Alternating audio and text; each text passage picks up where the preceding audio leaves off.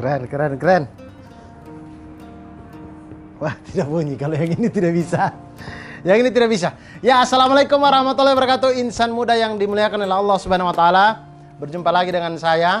Dan kali ini kita semua pasti sudah tahu keutamaan dari sholat berjamaah.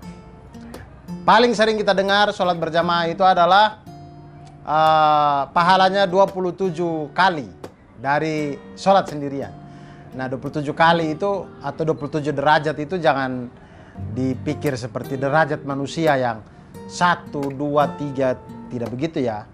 Jadi kalau derajat yang dihitung sama Allah itu ya perhitungannya Allah. Kita tidak tahu 1 ke 2 itu bisa derajatnya Allah, itu kekuasaannya Allah gitu. Nah, itu pahala sholat jamaah yang sering kita dengar. Tapi ada juga faedah-faedah lain atau keutamaan lain, yaitu sholat berjamaah di waktu subuh dan di waktu isya. Jadi kalau kita sholat subuh, kita sudah tahu sholat rawatib qabliyah subuh itu kan pahalanya itu seisi bumi dan langit. Ditambah dengan sholat jamaah subuh itu pahalanya itu sama seperti kita memanen pahala dari seluruh lautan sampai ke daratan. Itu pahalanya sholat subuh berjamaah. Kemudian kalau sholat isya berjamaah, itu pahalanya itu sama seperti orang yang tidak tidur dari waktu isya sampai subuh, tidak tidur dan beribadah semalaman. Itu pahalanya sholat isya berjamaah. Jadi kalau kita sudah sholat isya gitu berjamaah, tidur pahalanya sama seperti orang yang tahajud. Ya tidak begitu juga, tapi itu artinya pahala yang akan didapat oleh orang yang sholat subuh dan juga sholat isya berjamaah. Lalu, apakah ini hal yang mudah kita lakukan? Tentu tidak. Hal-hal yang ganjarannya besar itu tidak mudah kita lakukan. Seperti puasa. Puasa itu menurut saya juga tidak mudah kita lakukan ya. Jadi itu perintah-perintah pokoknya yang kalau sudah dimulai dengan ya ayyuhalladzina amanu, itu perintah-perintah yang menurut saya tidak mudah untuk dilakukan. Karena itu orang kalau imannya bagus baru bisa tuh. Jadi kalau insan muda semuanya puasanya keren banget, berarti imannya yang bagus. Sholat subuh dan isya berjamaah itu juga bisa kalau imannya juga bagus.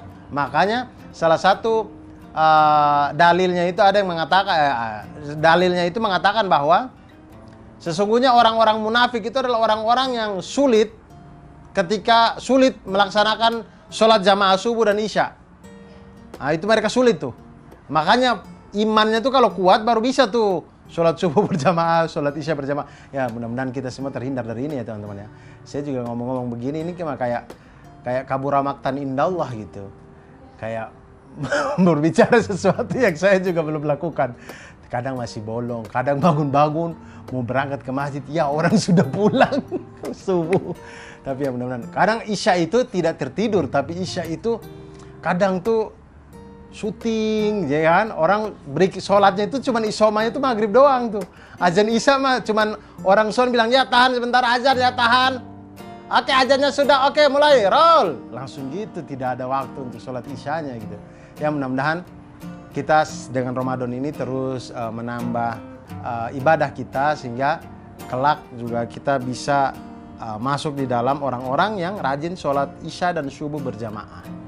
Dan demikian teman-teman semuanya, selamat menjalankan ibadah puasa. Ini adalah Ramadan, saatnya kita berbagi lagi.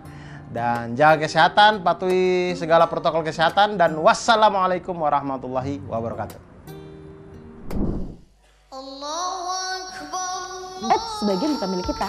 Jangan lupa zakat 2,5%, 97,5%-nya berkah. Zakat di dompet duafa aja. Zakat di dompet duafa aja.